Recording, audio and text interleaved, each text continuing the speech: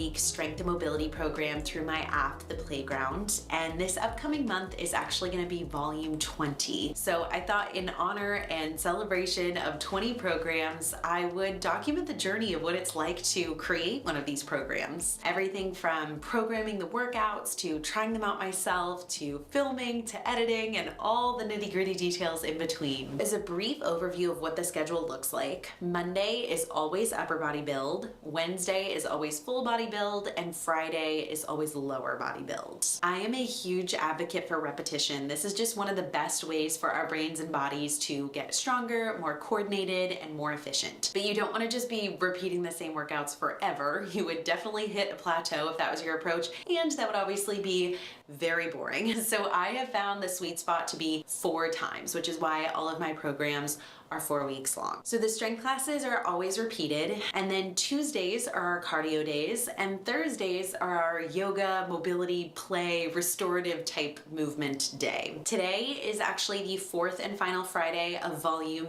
18. So volume 19 is all wrapped up and ready to go. That'll launch in 2 days. And then my members are gonna get started with that. And then I will simultaneously be getting started with volume 20, which I'm taking you along for. I love this schedule because I'm always working in tandem with my members. I'm just 1 month ahead of them. So it's really easy to stay clear and organized. Before I start volume 20 next week, I need to plan the 3 strength classes for the month, which I actually already did this morning. My creative brain just works best before the sun is up. So whenever I need to plan classes, I always like to do it really early in the morning. Okay, so I can show you here. I'm not sure how well you're gonna be able to see this, but I've got what I call my movement system that I always refer to. I have a lot of different goals that I wanna hit amongst all 3 workouts each month, just to make sure that they are functional, that they're well balanced, and that they're really just the best, most comprehensive programming that they can be. So my movement system is sort of like my checklist to help me make sure that I'm accomplishing all of these goals. None of these things are typically things that I would share with my members or anything. It's just for me as I am going through the process of building each class. All different fitness professionals are gonna do this slightly differently, but I have broken the body into 9 different muscle groups that I like to target. Chest, upper back, shoulders, biceps, and triceps, and then glutes, quads, hamstrings, and core. And I aim to hit all of these muscle groups with 3 to 4 sets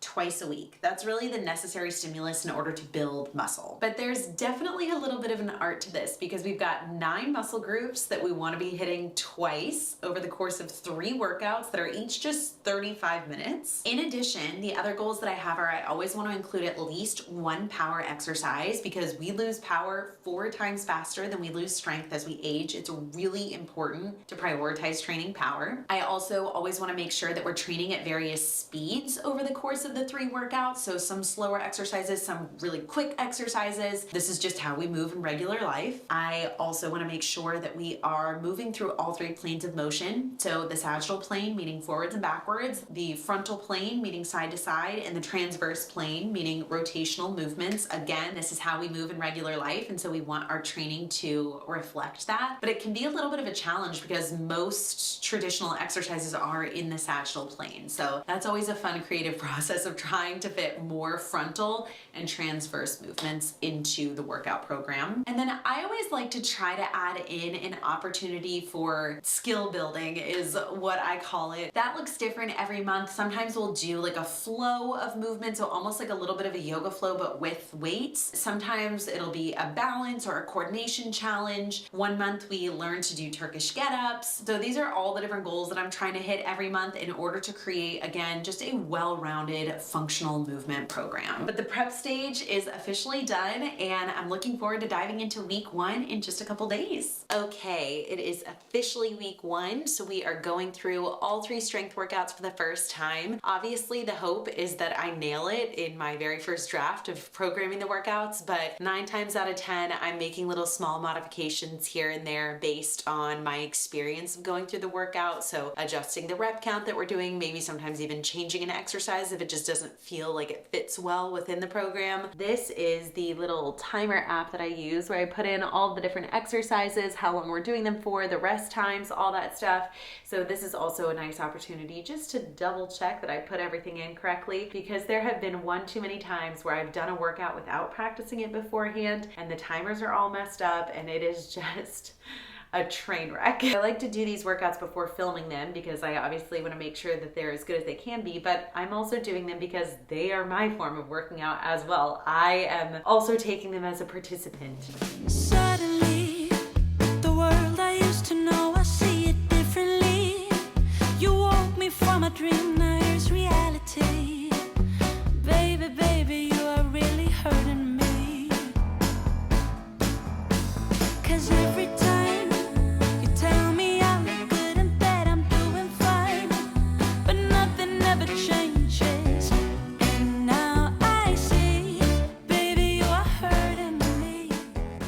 Must be said that the playground set that you see within the app is very beautiful, that it is in fact my dining room, that we switch over into the playground set once a month whenever I'm filming. Whenever I'm not working out on camera, I am working out in my attic. And the last thing that I do is plan the cool down for the class. I always like to wait until I'm actually taking the workout so that I can feel what it is that I need at the end of the workout, and then I make the cool down that. It's never anything too extensive, but I always like to have a couple of different moves to help wind the nervous system down, and then we always end with at least 90 minutes of Shavasana.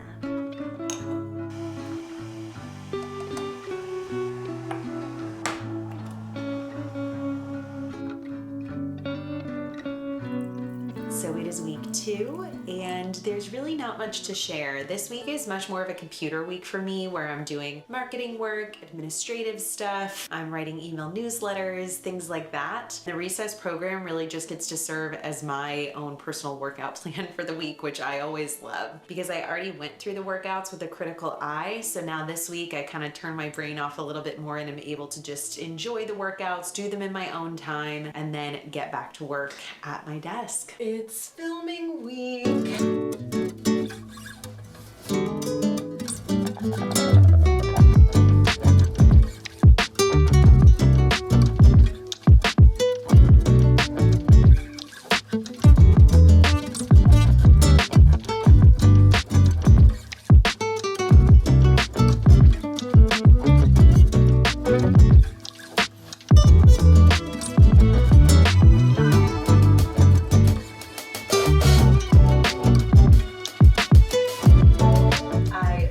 Setting up the set, and now I'm getting ready to teach upper body build, and then I'll roll right into filming a new bodyweight HIIT class for this month, which I planned this morning. I think a lot of fitness creators batch film their content, but I have just never been willing to sacrifice my own workout routine. The idea of filming 4 to 5 workouts in one day and then just being crazy sore for the rest of the week, it does not appeal to me. I don't have interest in that, and besides, my whole message with the playground is to move in a balanced way, in a way that you enjoy, so I want to be practicing what I preach. So it's not as practical, but I do space my filming out over the week. In a past life, I would aim to just film 1 workout a day, but now I have a beautiful baby in my life, and that is just not nearly as practical. So my daughter's in daycare Monday, Wednesday, Friday. Those are the days I have to film, and I just try to batch it in a way that makes most sense. So on Mondays, I film upper body build and a cardio workout. On Wednesdays, I film full body build and our yoga mobility class for the month. And then Fridays, I film lower body build and any other bonus class that's needed, which I've been really wanting to add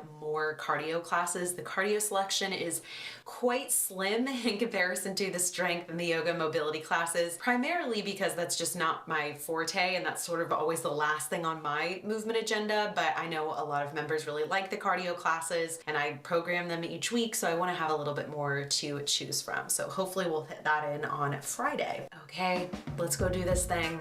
Testing the mic, 1, 2, 3. Before I film the workout, I always film myself doing one of the primary exercises from the workout so that I can use that as the thumbnail.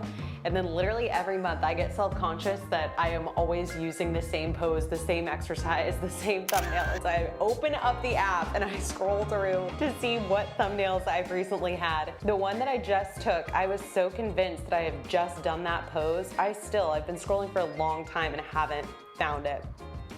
I'm back over a year and I haven't found it, so I think we're good on that. Hello everyone, and welcome to Upper Body Build.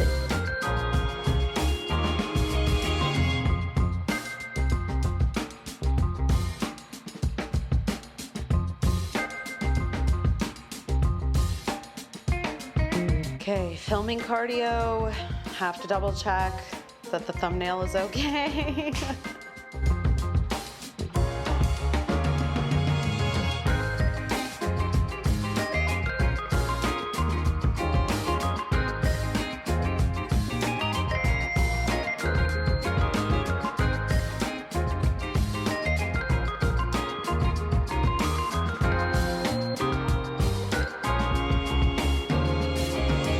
I just finished lunch, and now in the afternoon I always settle in to edit both of the classes. It is the middle of March, but it's 65 degrees outside, so I had to come and edit outside this afternoon. This feels just so amazing. On average, each class takes about 3 hours to edit. There's obviously some variety in there depending on the length of the class and the style of the class. There's a lot I do behind the scenes to just make it as enjoyable of an experience for my members as possible, because bad audio is really not fun to listen to. So there's a lot of work that goes into the sound editing of each class. Then additionally, I always have a little intro, a little closer. I have little boxes that say, here's what's coming up next. I have the timers, I have the audio for the timers. All of that takes a lot of time, but I kind of enjoy it, especially after having taught 2 workouts this morning. It's nice now to just be able to sit back, relax, and get into an editing zone. So that's what I'm gonna do.